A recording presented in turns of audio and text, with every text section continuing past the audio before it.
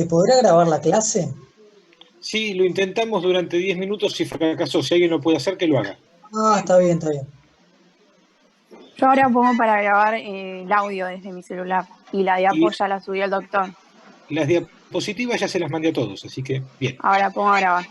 Bueno, entonces, cuando vemos un estado ácido base como acabamos de ver, tenemos una secuencia de análisis. Hay distintas formas de enfocar, yo les doy una que creo que es la más fácil y sencilla, y consiste en lo siguiente. En primer lugar, tienen que ver la presión arterial de oxígeno y la saturación de la hemoglobina. ¿Por qué tienen que ver esto primero? Porque si el paciente tiene problemas en la oxigenación o en la saturación de la sangre, es incompatible con la vida.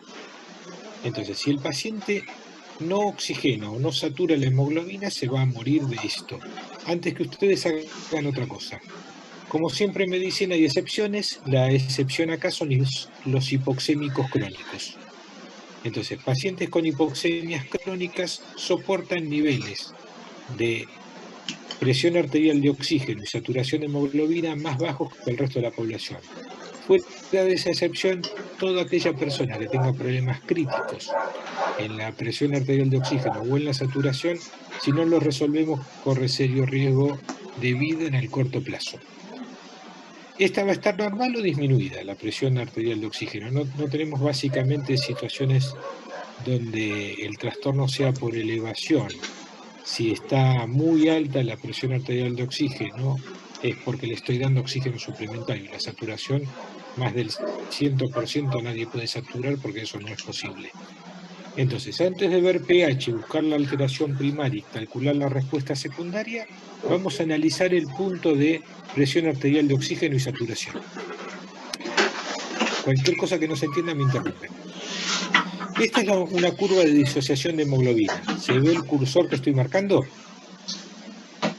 ¿El que estoy moviendo? Sí, se ve, se ve. Sí, Bien. sí, se ve. Esta es una curva normal.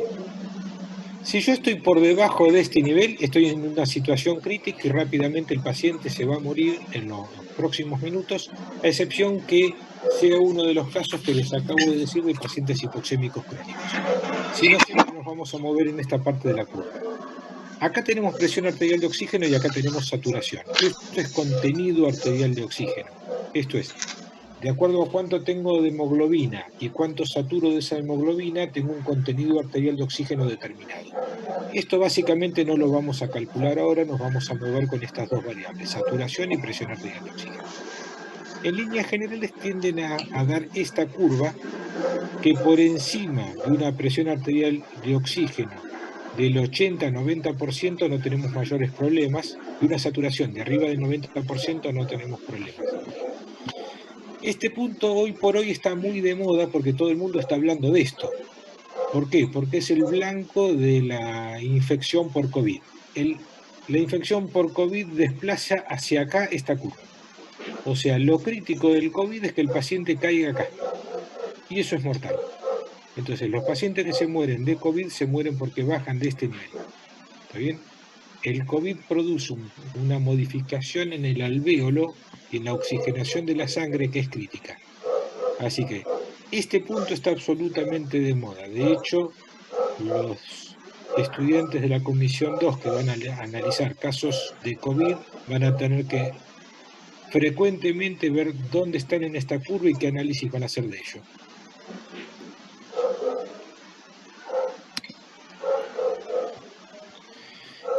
Hipoxemia. Hipoxemia vamos a tener que tomar algunos datos como son el A-A de oxígeno. La A mayúscula es el oxígeno alveolar y la A minúscula es el oxígeno arterial. Entonces yo tengo una diferencia entre cuánto oxígeno tengo en el alvéolo y cuánto oxígeno tengo en la arteria. Lo usual es que esa diferencia no sea mayor de 10 milímetros de mercurio. Si yo tengo más de 10, estoy en problemas, asumiendo como que la gente con el correr de los años tiene una diferencia más alta. Por ejemplo, si es 120 y 90 es una diferencia que podría ser esperable en una persona de 87 años. También podría ser en el contexto de una enfermedad respiratoria crónica. acá no solo me interesa el valor absoluto de diferencia de A menos A, sino la evolución que va teniendo esta diferencia. Si yo tengo que el paciente con el correr de los días, el día 2 de su internación tenía una A menos A de 14 y el día 4 de internación tiene una diferencia de 26, el paciente está claramente empeorando de su cuadro respiratorio. ¿Se entiende lo que digo? Entonces, no solo me interesa el dato absoluto el día que lo analizo, sino me interesa el cambio evolutivo.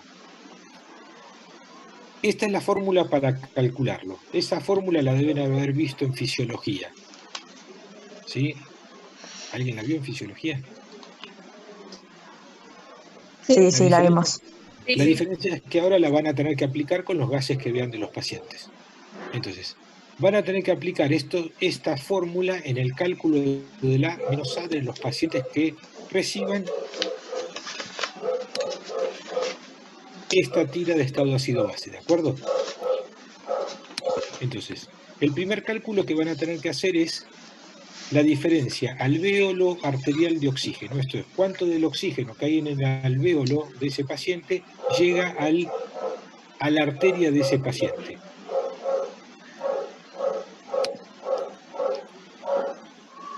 El segundo cálculo que hacen es la PAFI, es presión arterial de oxígeno sobre fracción inspirada de oxígeno.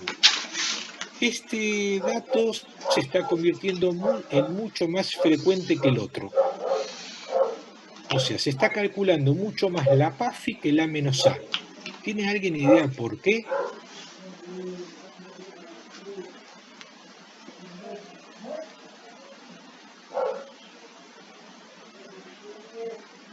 No. Porque es más fácil y rápido. ¿Alguna otra ventaja? No. Simplemente vagancia. ¿Está bien? Es un dato que me da mucha menos información que el otro, pero como es mucho más fácil de hacer y más rápido, la gente se habitúa a hacer este. No descarto que hagan este, pido que hagan el otro, y que se habitúen a hacer con facilidad el otro. ¿Está bien? De hecho, tienen que hacer 0,21 por 760 menos 47, que es básicamente constante en Buenos Aires, de 7,13. ¿Por qué digo en Buenos Aires? Porque podría ser no válido para una ciudad que está en la altura o que tiene una presión diferente, una presión atmosférica muy diferente. Si no, siempre es el mismo. ¿Está bien? El 7,13 les evita este cálculo y ya le es mucho más fácil hacer la fórmula.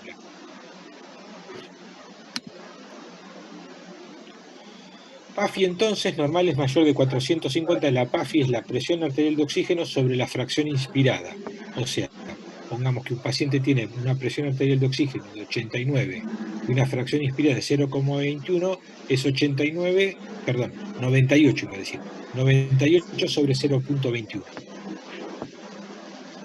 Mayor de 450 es normal, entre 300 y 450 tiene un deterioro leve, entre 200 y 299 un deterioro moderado y menos de 200 un deterioro severo. Este es el cálculo del A menos A para el paciente que habíamos visto en el primer cuadro. Volvemos a los datos del paciente, que son estos que estaban acá, transcriptos a este cuadro. Es el cálculo del A menos A de oxígeno. ¿Sí? Entonces, pongo las variables y mi paciente tiene 49 de A menos A. ¿Qué les parece? Tenía que ser menor de 10. Sí. ¿Y 49 qué les parece?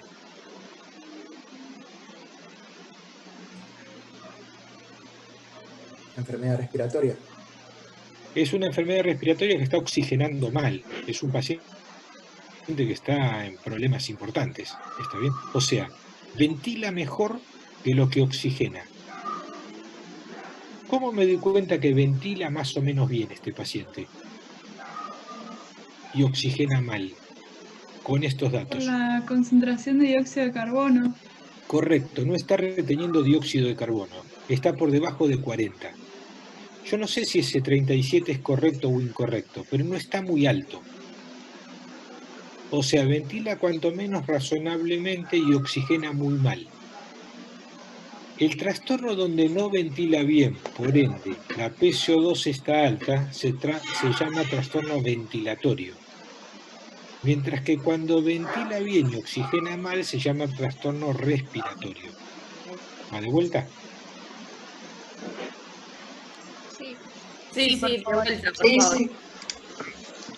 Cuando el paciente tiene una PO2 baja o un contenido arterial de oxígeno bajo o una saturación baja, yo no sé si es que respira mal, esto es, si intercambia mal el oxígeno o si ventila mal, que no llega a ir al alvéolo, ¿sí? Una cosa es que no llegue aire al alvéolo, por ejemplo, porque tiene una obstrucción traqueal, y otra cosa es que sí llegue a ir al alvéolo, pero le cueste trabajo llevarlo a la oxigenación de la sangre. Por ejemplo, porque tiene una fibrosis pulmonar. ¿Sí? ¿Se entiende un ejemplo y el otro? Sí, se entiende. Bien. El trastorno donde no llega aire al alvéolo lo llamo ventilatorio. Y característicamente tiene PCO2 alta porque no ventila. Mientras que aquel que ventila, por ende, tiene PCO2 que no está elevada, pero respira mal, el trastorno no es en la llegada de oxígeno al alvéolo, sino en el pasaje del alvéolo a la sangre. Y me doy cuenta con la PCO2 respecto a la PO2 porque la PCO2 es mucho más difusible. O sea, con trastornos de difusión, la PCO2 se arregla igual y la PO2 no. ¿Está bien? Entonces, una hipoxemia podría ser respiratoria pura o ventilatoria y por ende respiratoria. ¿Está bien? Puedo tener uno, el otro o los dos componentes. ¿Está bien?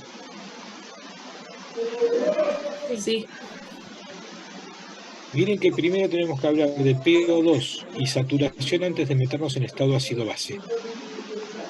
Entonces, mi primera premisa es que el paciente oxigene. Si no oxigena, se va a morir. Excepción, hipoxémicos crónicos. ¿Ah? ¿Estamos bien hasta acá? Entonces, este paciente tiene un trastorno respiratorio seguro y parece que ventilatorio no fuera tan grave. Ahora vamos a ver si es tan grave o no. ¿Sí?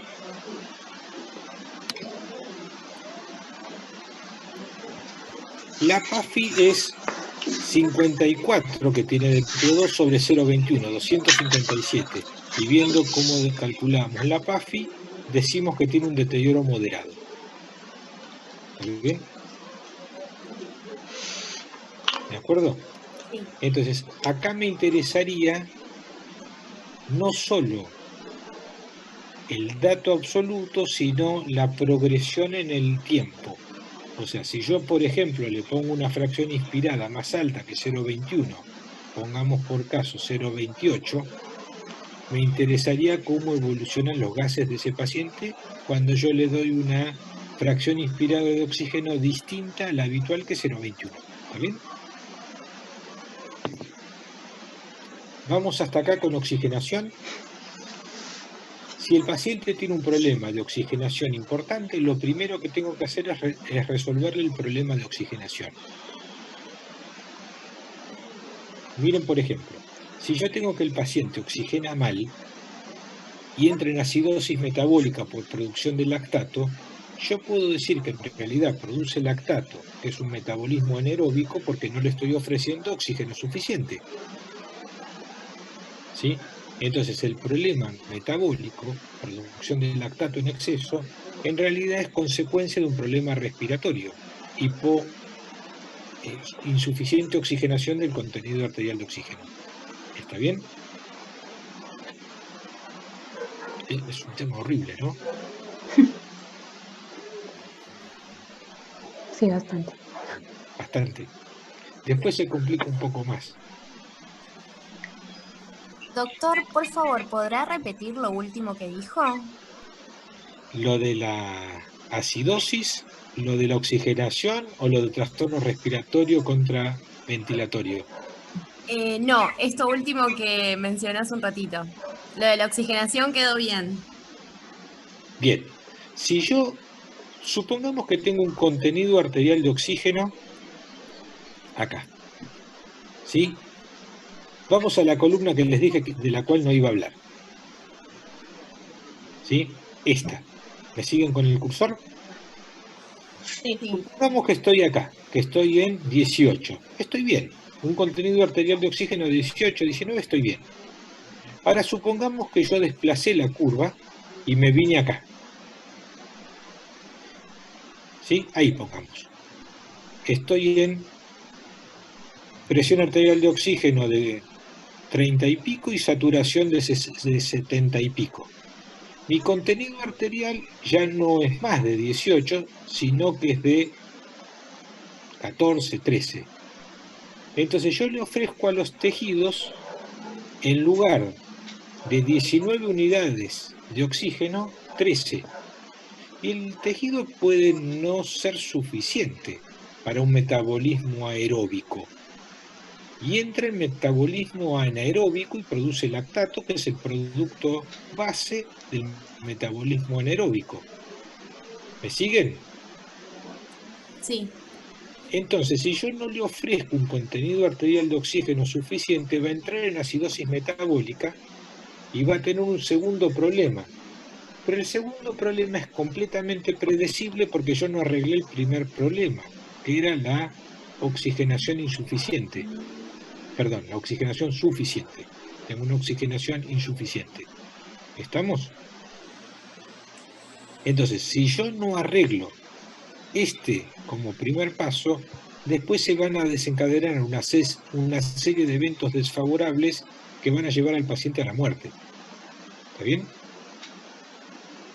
Entonces es prioritario oxigenar al paciente.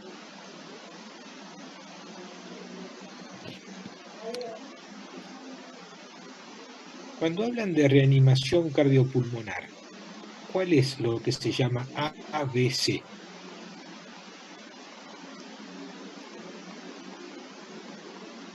¿Escucharon alguna vez hablar de reanimación cardiopulmonar?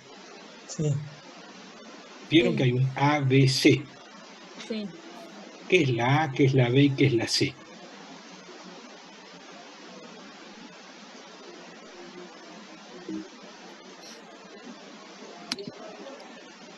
¿Lo sabemos? A sería abrir vías aéreas, B sería Claro. ventilar y C controlar la circulación. A es airway, vía aérea permeable, para que ventile. B es breathing, respire, y C es circule. O sea, si yo no tengo que esté la vía aérea permeable, si no tengo que ventile, que respire después, no va a poder circular. ¿Tá? Entonces la secuencia es esa: asegurarme la vía aérea, asegurarme que respire y después va a poder circular. Si no, es imposible revertir un paciente que se está muriendo.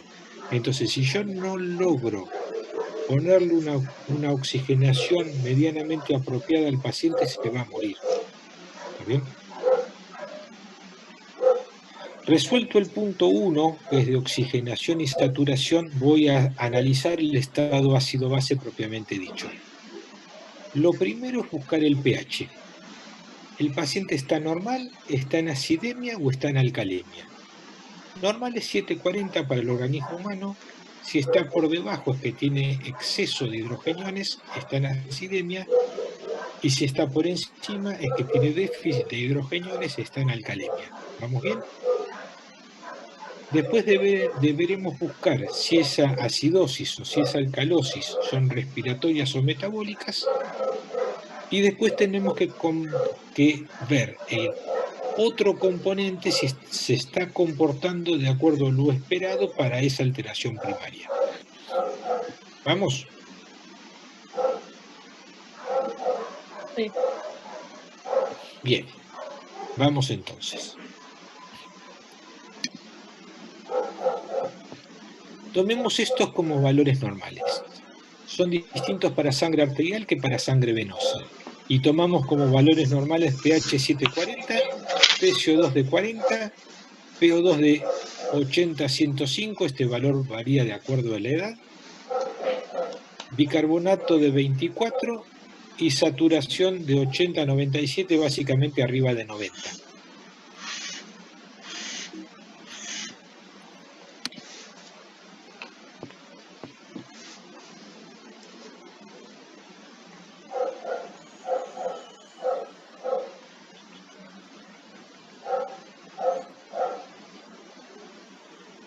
¿Qué les parece este cuadro?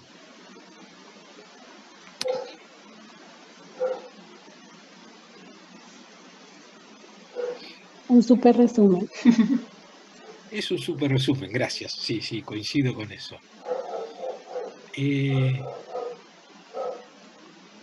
Personalmente creo que los estudiantes de medicina, los residentes y probablemente los médicos que ejercemos la medicina tenemos que tener algunas ayudas, memoria a mano.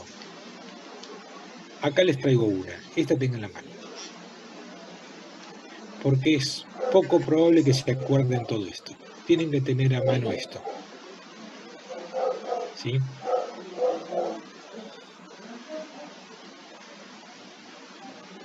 Pueden acordarse más o menos hasta acá, pero esto, salvo que estén muy habituados, no lo van a recordar. Tendrían que más o menos tener a mano cómo hacer el cálculo de esta columna. Vamos una por una. Acidosis metabólica. La tercera columna, la de la concentración de hidrogeniones, la vamos a saltear. En la acidosis metabólica tenemos claro que el pH está bajo, ¿sí? ¿Vamos bien? Sí. Sí. Tenemos claro que el cambio primario es el descenso de bicarbonato, ¿sí? Sí. O sea, tiene menos de 24. Que la respuesta secundaria es la hiperventilación, que baja la PCO2. Hasta ahí vamos bien. Sí. ¿Qué quiere decir cálculo de respuesta secundaria esperada? Esto es lo que ustedes en fisiología vieron como mecanismo compensador, ¿sí?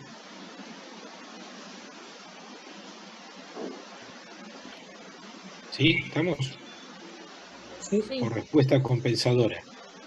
No es correcto en medicina llamarlo respuesta compensadora. ¿Saben por qué?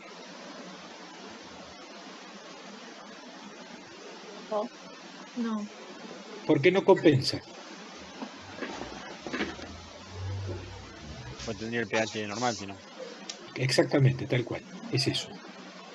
Supongamos que yo generé un valor de acidosis metabólica, valor 10. ¿Sí? 10 unidades de acidosis metabólica. La respuesta respiratoria de descenso de la PCO2 es de, pongamos, 7.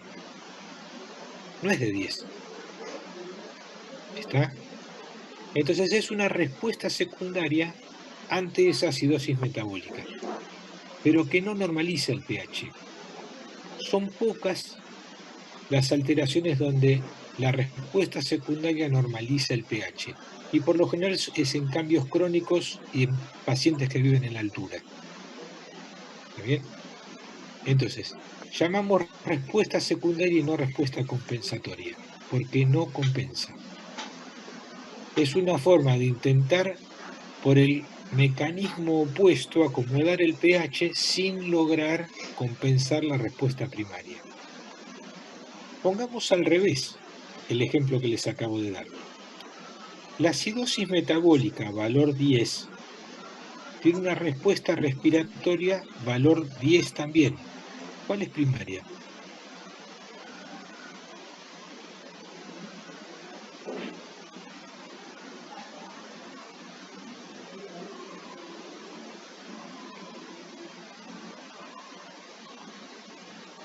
Nadie que conteste. ¿Puede repetir la pregunta? Supongamos que yo tengo una alteración primaria, acidosis metabólica, valor 10. Y tengo una respuesta respiratoria también valor 10 en las mismas unidades. ¿Cuál es primaria y cuál es secundaria?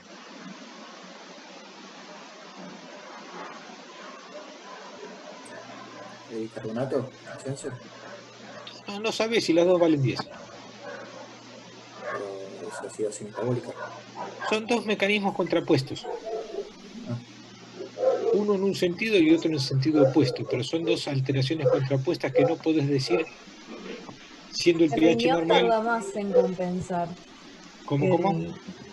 El riñón tarda más en intentar compensar que el pulmón. Es cierto, es completamente cierto, sí. Por eso llamamos agudas y crónicas a los cuadros respiratorios. Fíjate que en acidosis respiratoria y en alcalosis respiratoria dividís aguda de crónica.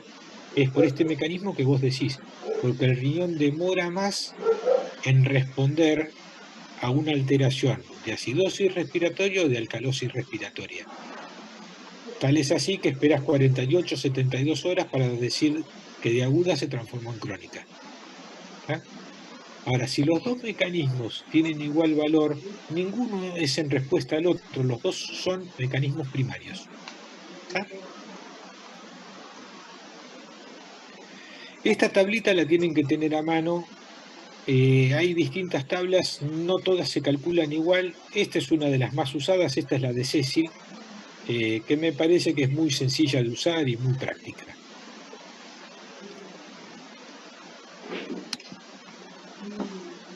Entonces, en la acidosis metabólica, como alteración primaria baja el pH por descenso del bicarbonato, y la respuesta secundaria es un descenso de la PCO2 con los siguientes valores. 1.5 por el bicarbonato más 8, y 2 arriba o 2 abajo lo acepto. Supongamos que mi paciente tiene 10 de bicarbonato. ¿Cuánto espero que tenga de PCO2? Hagan la cuenta, por favor.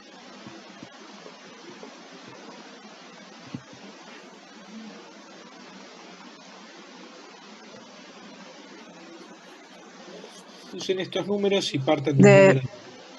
De 21 a 25. ¿Cómo hiciste la cuenta? ¿Cómo hiciste la cuenta? Hice 1,5 por 10 es 15, más Sí. 8, 23, 23 más 2 es 25, menos 2 es 21, 21 a 25. 21 a 25, perfecto. Ahora te doy 3 situaciones. Situación A, situación B y situación C. Si en 3 minutos se nos va a cortar, reinicio la llamada, ¿sí? Y si bien nos quedan algunas diapositivas, prefiero que vayamos viendo con calma esto, porque si no, es complejo. La forma de enseñarlo así a la distancia es compleja, y si encima paso rápido, no se entiende con absolutamente nada. Entonces yo espero 21 a 25. Situación A, tiene 22. Situación B, tiene 18. Situación B, tiene 31. ¿Qué pasa en la situación A? El 18 se los voy a exagerar un poquito más, tiene 16, para no hacerlo tan cerca del límite que acabamos de poner. La situación A tiene 22, la situación B tiene 16 y la situación C tiene 31. ¿Qué le pasa al paciente en situación A? ¿Qué le pasa al paciente en situación B? ¿Qué le pasa al paciente en situación C?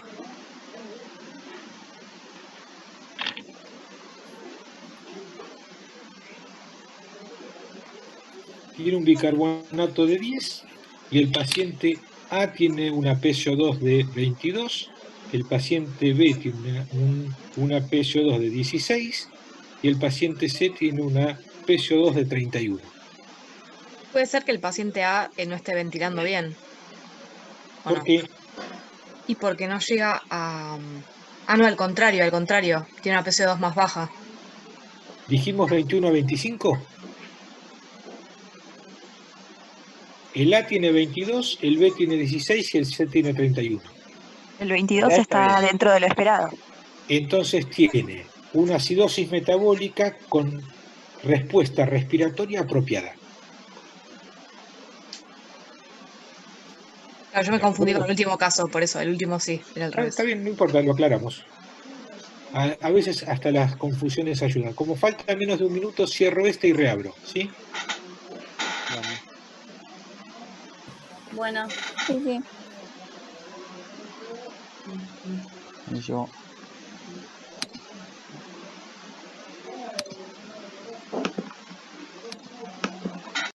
Apaguen los micrófonos. Vamos de vuelta. El bicarbonato era de 10. La PCO2 esperada era 21-25. El paciente A tenía 22, el paciente B tenía 16 y el paciente C tenía 31. Quedamos en que el paciente A tenía una acidosis metabólica con respuesta ventilatoria apropiada. ¿Vamos bien? ¿Qué tiene el paciente B? Que tiene 10 de bicarbonato y 16 de PCO2. En este caso, la PCO2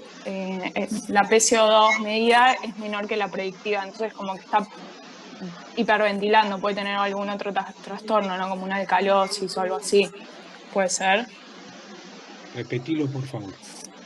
Que en este caso la PCO2 nos dio de 16, menor que la que esperábamos. Quiere decir que está como hiperventilando además, puede ser que tenga algún otro trastorno, alguna alcalosis. Sería como que hasta 21 estaría justificada esa hiperventilación por la acidosis metabólica. Claro. El paciente hiperventila más que lo que yo esperaba. Entonces tiene otro trastorno extra que hace que hiperventile de más. Y eso se llama alcalosis respiratoria.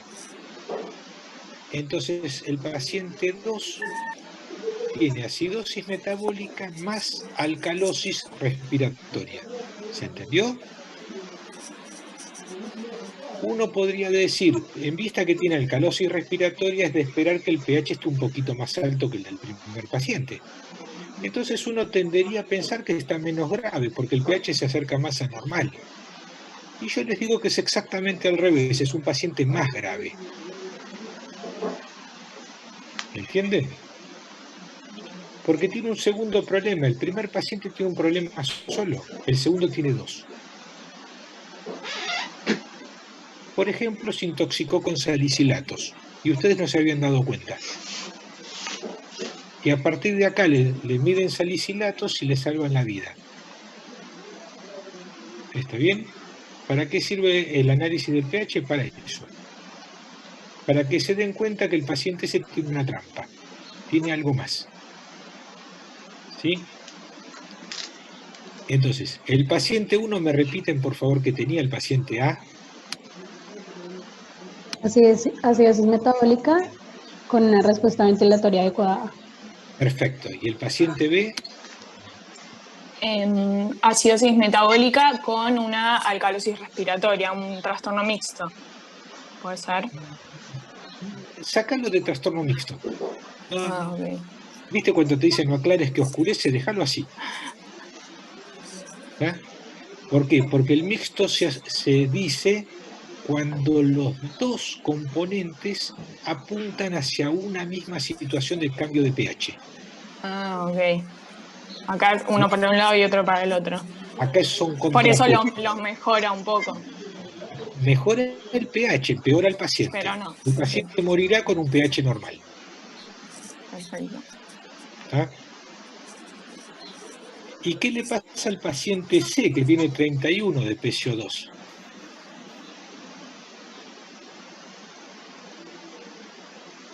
Tiene un trastorno de la ventilación, por eso no llega a compensar. Bueno, compensar no, pero a modificar la PCO2. Compensar. Tiene una respuesta secundaria inapropiada, digamos, o inadecuada. Inapropiada, inadecuada, insuficiente. Y eso se llama acidosis respiratoria. Entonces nuestro paciente tiene acidosis metabólica y acidosis respiratoria. Eso es una acidosis mixta. Acidosis mixta. Ahí va la palabra mixta. Respiratoria más metabólica.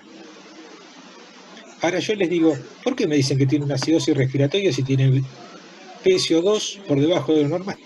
Lo normal es 40, tiene 31 y ustedes me dicen que tiene acidosis respiratoria. No los entiendo.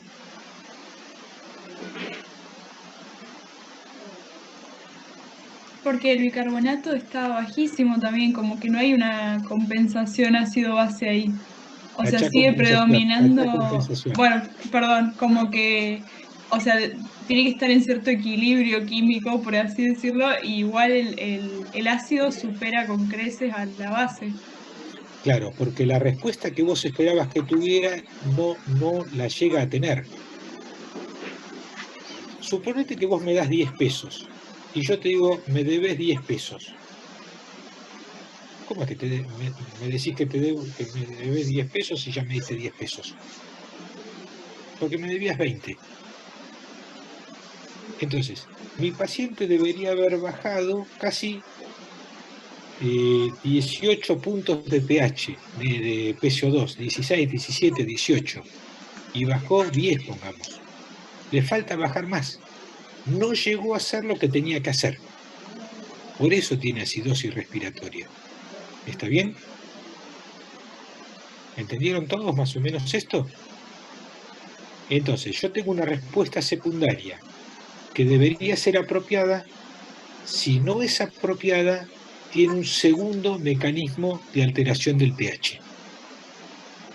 Entonces, no solo tiene la acidosis metabólica, sino que en el caso B tiene una alcalosis respiratoria y en el caso C tiene una acidosis mixta, metabólica más respiratoria. ¿Estamos? ¿Por qué usé el ejemplo de acidosis metabólica? Porque es el más usual, más fácil de usar, el que más veces van a tener que usar y en el que es más fácil explicar el cambio. ¿De acuerdo? ¿Cuándo van a tener que hacer esto? Casi que siempre. ¿Sí? ¿Seguimos? ¿O me quieren preguntar algo de esto que acabamos de decir? Vamos entonces. Entonces hasta ahora vimos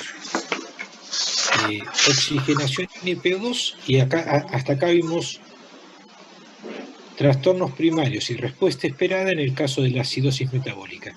La alcalosis metabólica, el pH está alto, la alteración primaria es el aumento de bicarbonato, la respuesta secundaria es el aumento de CO2 y esta es la forma de calcularlo. Por cada punto que aumentó el bicarbonato, aumenta medio a 1 la CO2. ¿Está bien? Delta es modificación respecto a la media normal. Ese signo delta, ¿ven ahí? Ese es modificación respecto a la normal. Entonces, ¿cuánto debería cambiar la PCO2? 0.5 a 1 por cuánto cambió el bicarbonato. Si el bicarbonato subió 10 puntos, yo espero que la PCO2 suba 5 a 10 puntos. ¿Está bien?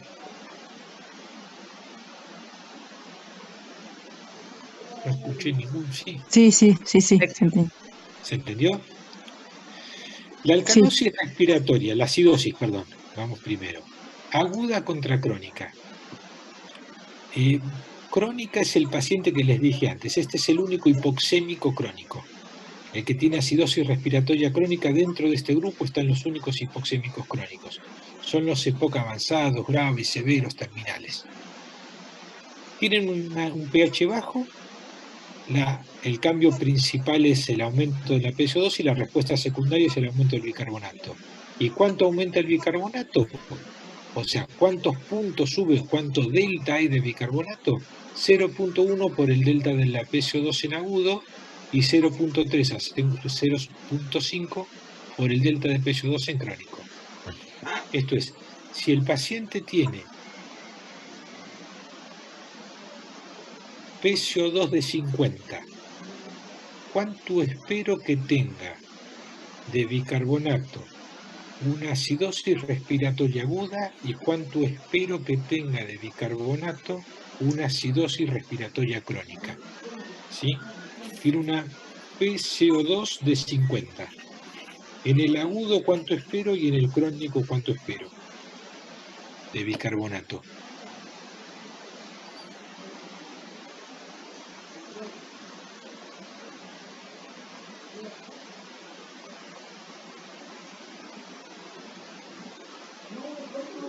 Una pregunta, para hacer el delta de PCO2 hay que hacer 50 menos 40, ¿sería que sería normal? Ese es el delta, ahí tenés 10 de delta. Ok, entonces por 0,1 por 10 es 1. 1, correcto, o sea el bicarbonato debería subir un punto. O sea, le justificás 25 nomás. Si no va de 25 a 26 está bien. pero no puede ser 29. Ok. ¿Se entendió? Para el agudo. ¿Y el crónico? Y de 3 a 5 entonces. 3 a 5. Entonces, 24 más 3 a 5. Entonces yo espero 27 a 29. ¿Sí? ¿Sí? ¿Se entendió? Sí, sí, sí. También lo puedo pensar al revés. Piensen en esto que les voy a decir ahora. Si yo tengo que el paciente tiene PCO2 alta, es fumador y tiene 28 de bicarbonato, yo supongo que tiene acidosis respiratoria crónica. ¿Se entendió? No. ¿Me puede repetir? Que dije que en la aguda el bicarbonato sube solo un 0.1 por el delta de bicarbonato, por el delta de PCO2. Sí. El delta de bicarbonato es 0.1 por el delta de PCO2. Sí. Y en el crónico es 0.3 a 0.5 por el delta de PCO2.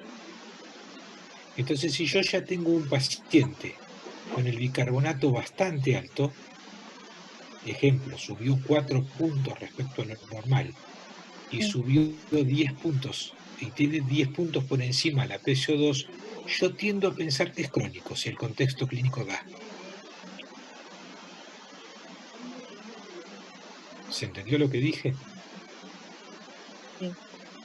O sea, si ya crónicamente tiene PCO2 alta, crónicamente tiene bicarbonato alto. Entonces me hace pensar que este es su estado crónico. Siempre me conviene tomar 2, 3, 4 parámetros y tener otras cosas en mente hasta estar seguros de esto, porque me puedo equivocar mucho. Recuerdan que al principio de todo yo les dije que el paciente era siempre necesario que tuviera PO2 y saturación arriba de 90 para sobrevivir, con la excepción del hipoxémico crónico. ¿Recuerdan eso? Sí. Sí, sí. Una pregunta sobre eso, porque como creo que lo estaba por decir, que al hipoxémico crónico, como está acostumbrado a retener PCO2, no hay que oxigenarlo bruscamente, sino a dosis bajas, controlando, porque ese es el estímulo para que pueda ventilar en el centro respiratorio. Lo que yo no entiendo es si no hay otra manera de estimularlo. Espera. Antes de hacer la pregunta, repetí lo que acabas de decir, por favor. Que el hipoxémico crónico, como en el EPOC, sus receptores están como adaptados a su situación y suele tener la PCO2, o sea, de dióxido de carbono alta. Entonces no hay que corregir bruscamente oxigenando al 100%, sino a dosis menores, porque el estímulo del dióxido de carbono alto y la hipoxemia son los necesarios para que pueda ventilar, si no empeora el cuadro. Lo que yo no entiendo es... No, hasta ahí, espera, déjalo hasta ahí porque me parece que vos estás avanzando 2 pasos y tengo que avanzar de a 1. Acabas de decir lo que yo estaba por decir, por eso. Ok. Espera, voy primero a aclarar lo que acabas de decir. ¿Alguien no lo entendió? ¿Todos entendieron? Sí. No, yo no entendí. Bien. Yo ahora tengo un paciente que es fumador crónico y bronquítico crónico, que ingresa con una PO2 de 76, baja, y una saturación de 86, baja, y un bicarbonato de 30, y una PCO2, perdón, de 50. Acabo de inventar los números, así que no sé si cierran, ¿eh? Aceptemos que cierran. Lo que acaba de decir, y muy bien, Es que yo no me puedo poner que le tengo que subir ya esa saturación de 86 y PO2 de 76 a este paciente, porque tiene una PCO2 alta, 50, con un bicarbonato alto, 30, y yo tiendo a pensar que eso es crónico. ¿Está bien? Porque todos los datos me cierran como crónico por lo que les acabo de decir. El bicarbonato está muy arriba, que me hace pensar a mí que está muy arriba porque la PCO2 crónicamente está muy arriba. ¿Sí? Claro, o sea, alguien no llegaría a esos valores de forma aguda. No, nadie llegaría de El forma pensamiento. aguda. Y acá vuelvo a lo que la compañera de ustedes decía recién. Si yo cambio uno de esos parámetros, mi paciente ya está reseteado en esos valores. Le quito el impulso del centro respiratorio y en lugar de mejorar va a empeorar. Y esto lo vemos todos los días. Entonces ese paciente quizás no le tenga que subir la fracción inspirada de oxígeno del 21 al 40, al 50 o al 80%, sino solo al 24%. Y si le doy más de 24, empeora. ¿Se entendió? Sí, sí.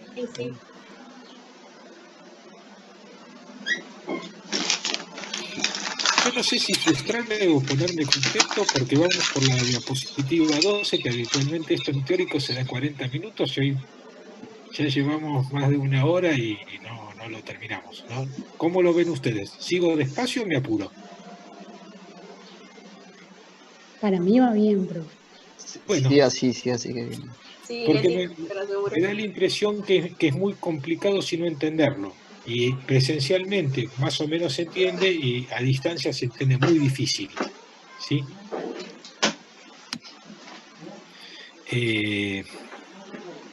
Finalmente la alcalosis respiratoria, esto es un cuadro de altura, este sí es el único que compensa, este es igual al pH. Es para gente que vive en la altura el componente crónico. Mientras que la alcalosis respiratoria aguda está expresando otras situaciones que ahora vamos a ver cuáles son. ¿Está bien? ¿Se entendió un poquito este cálculo, este gráfico? Esta tabla. Tengan la mano y ejercítenla con frecuencia. O dedíquense a otra cosa porque esto, si van a hacer clínica médica, terapia y cosas por el estilo, lo van a tener que usar todo el tiempo. ¿Sí? Y se van a acordar de mí, me van a odiar profundamente. Esto les dejo para el que tenga ganas de hacer ejercicios de los que vimos recién, tanto de cálculo de A menos A, PAF y demás, para que los hagan. Vamos a la acidosis respiratoria. ¿Qué entenderían ustedes por acidosis respiratoria?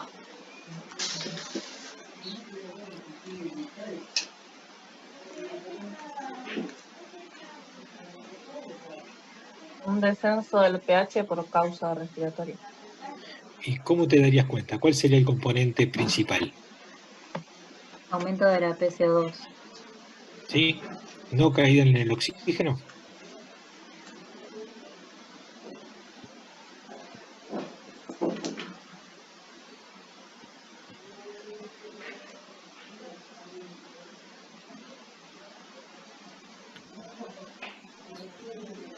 Respuesta correcta, sí, aumento en la PCO2.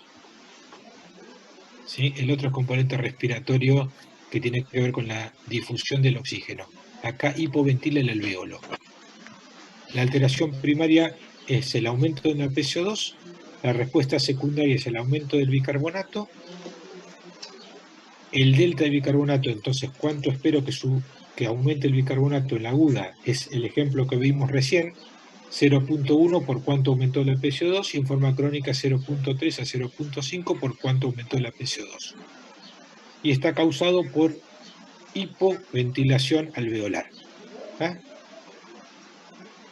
Si bien se llama acidosis respiratoria, es bien la alteración ventilatoria. ¿De acuerdo?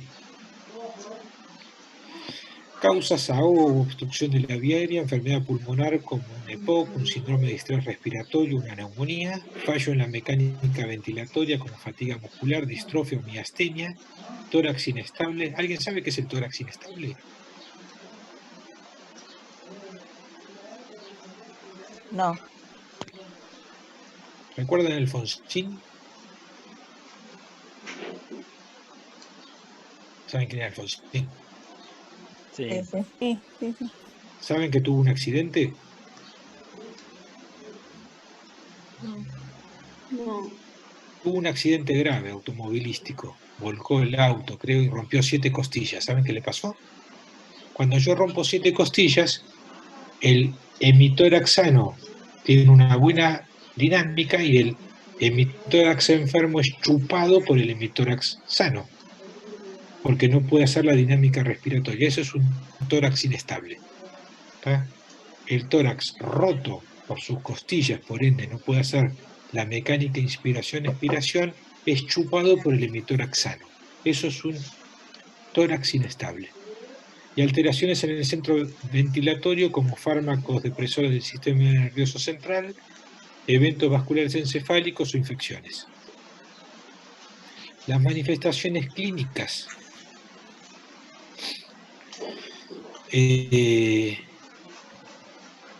Recuerden esto del flujo sanguíneo cerebral. La acidosis respiratoria aumenta el flujo y el volumen encefálico con hipertensión endocraniana. Eso, ojo, que es muy importante. La acidosis respiratoria lleva a un aumento en el flujo sanguíneo cerebral y por ende a un aumento en el volumen y la presión endocraniana.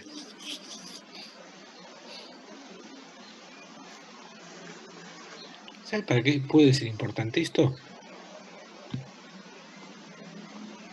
Herniación. ¿Para qué? Porque puede causar herniación. Correcto, ¿y la herniación qué te produce? Trastorno irreversible del sistema nervioso central o muerte. Paro respiratorio. Claro, sí. Entonces, como la acidosis respiratoria aumenta el flujo, la presión y el volumen a nivel del sistema nervioso central, lo contrario hace la alcalosis respiratoria. Volvamos a las causas. Les dije que eventos vasculares encefálicos o infecciones podían producir secundariamente una acidosis respiratoria. ¿Sí?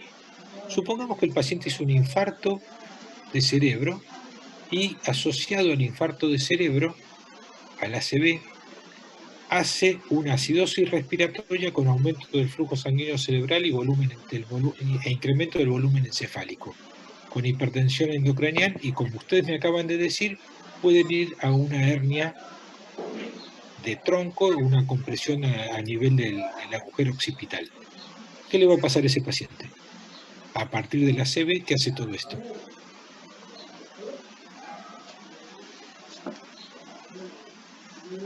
Ya lo acaban de decir. Un paro respiratorio. Se va a parar. ¿Y qué podría hacer yo para evitar esto? Corregir la acidosis. ¿Cómo hago?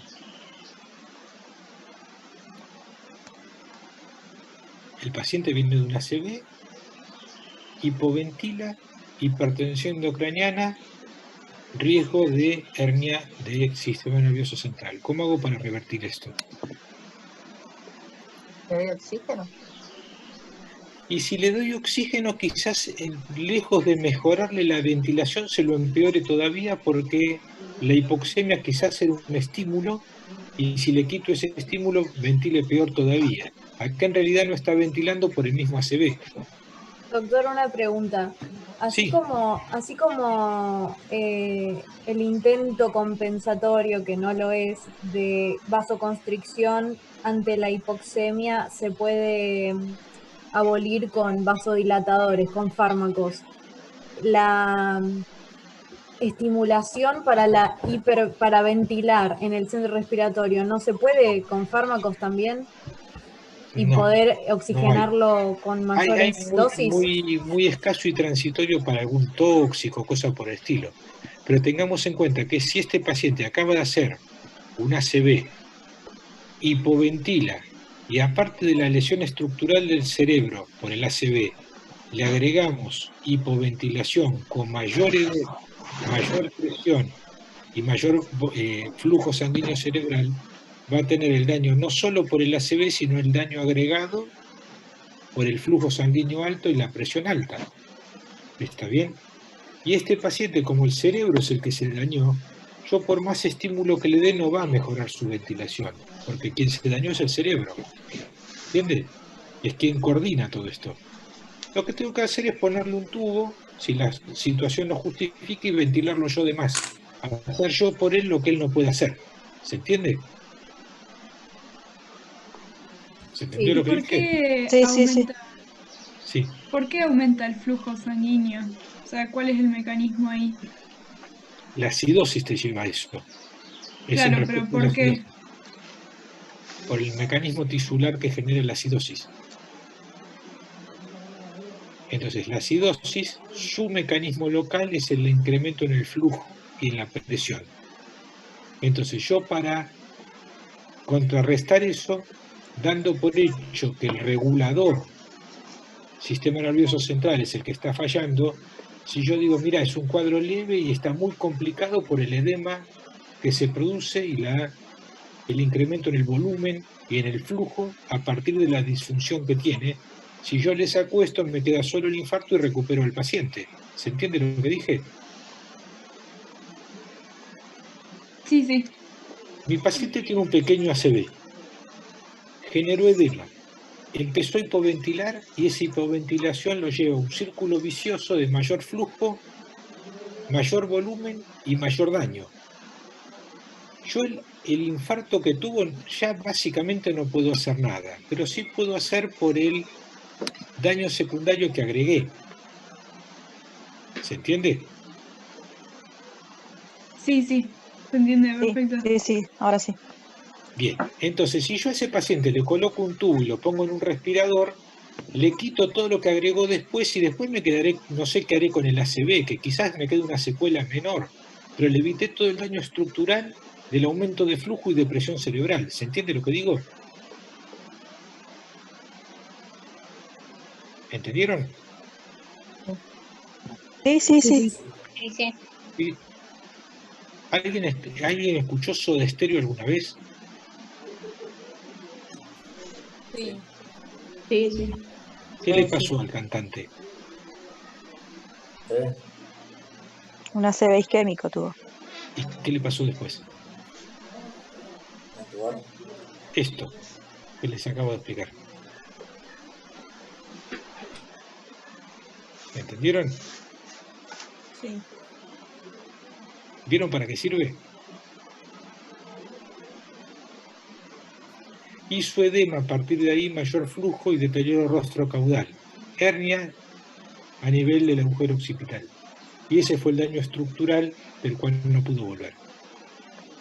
O sea, acá está trazada la diferencia entre la ventilación y la oxigenoterapia. Sería una cosa hacer que ventile, otra cosa darle oxígeno. En este caso hacemos que ventile. Supongamos que este paciente tiene una PO2 de 85, 90 y una PCO2 de 50 que no le puedo bajar de ninguna forma. Porque empezó a fallar, le pongo oxígeno, le subo la PO2, pero la PCO2 sigue alta. Está bien. ¿Está bien? Entonces sí o sí lo tengo que ventilar. ¿Se entiende? Sí. Porque está en fallo respiratorio agudo. ¿Está?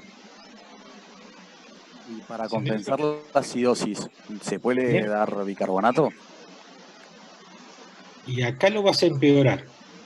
Porque el problema lo tenés en el sistema nervioso central y el bicarbonato no va a atravesar barrera hematoencefálica. O sea, el problema acá si le das bicarbonato lejos de mejorar va a empeorar. Vamos a ver en algunas situaciones el año que viene en las que se puede usar bicarbonato en acidosis metabólicas, en algunas. ¿Ah?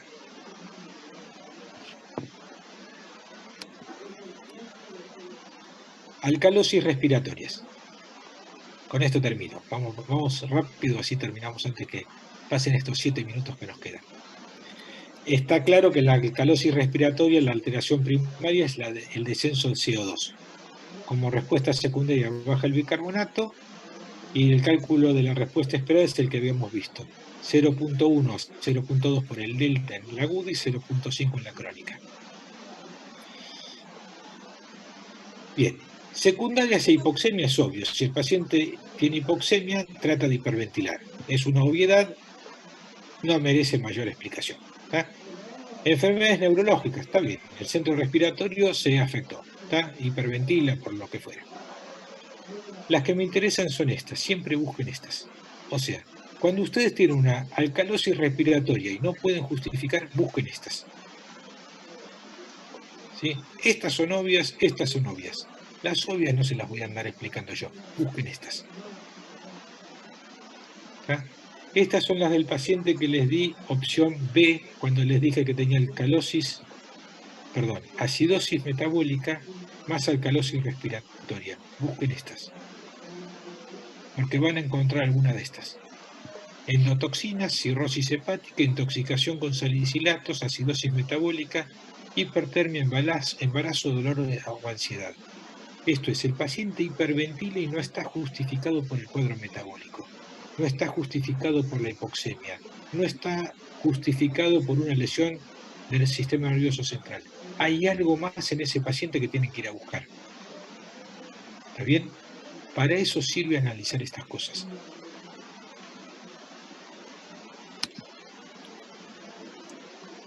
Manifestaciones clínicas predominan las de la hipoxemia, es obvio, y tengan en cuenta que a diferencia de la alcalosis respiratoria, acá baja la presión del sistema nervioso central, baja el flujo del sistema nervioso central, hasta lo puedo usar como mecanismo. Entonces, cuando yo tengo edema de cerebro, puedo usar transitoriamente la hiperventilación para atenuar el impacto de ese edema de cerebro mientras impongo otra medida terapéutica a más largo plazo. Pero en el corto plazo me sirve como herramienta para bajar el flujo. Estos son algunos patrones respiratorios específicos, como la de Kussmaul, la de Cheyne-Stokes o la hiperventilación central, que son algunas características. Quizás la de Kussmaul es la más característica de todas, que se describió para la acidosis metabólica, que es una respiración rápida, profunda y laboriosa. Se dice que es de las acidosis metabólicas en general, pero es básicamente de la cetoacidosis diabética. Ahí les dejo más ejercicios para hacer. En el análisis del estado ácido-base evalúen primero PO2 y saturación, calculen siempre la -A y la PAFI.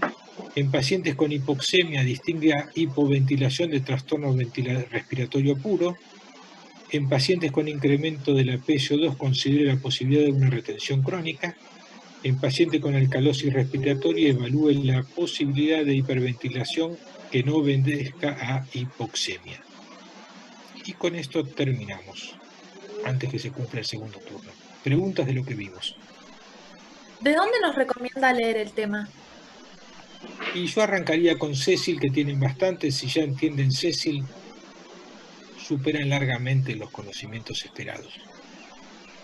Esto forma parte de la primera de las secuencias de trastornos del estado de trastornos del metabolismo del medio interno. Gracias. Cecil tiene buenos textos de todo esto. ¿Qué otra cosa? Los estudiantes de la Comisión 2 van a empezar a tener casos clínicos para seguir. Los que se quieran adherir a ellos para los análisis tienen bastante tarea que ellos supongo que los van a recibir muy bien para acompañarlos. ¿Qué otra cosa?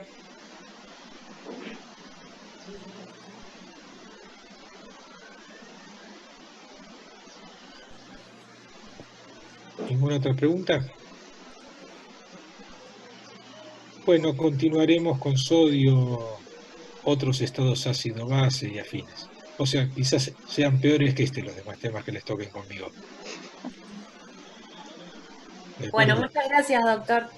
Bueno, muchísimas gracias. Buenas tardes para todos. Gracias, buenas tardes. Gracias, doctor. Buenas tardes. Gracias, buenas tardes.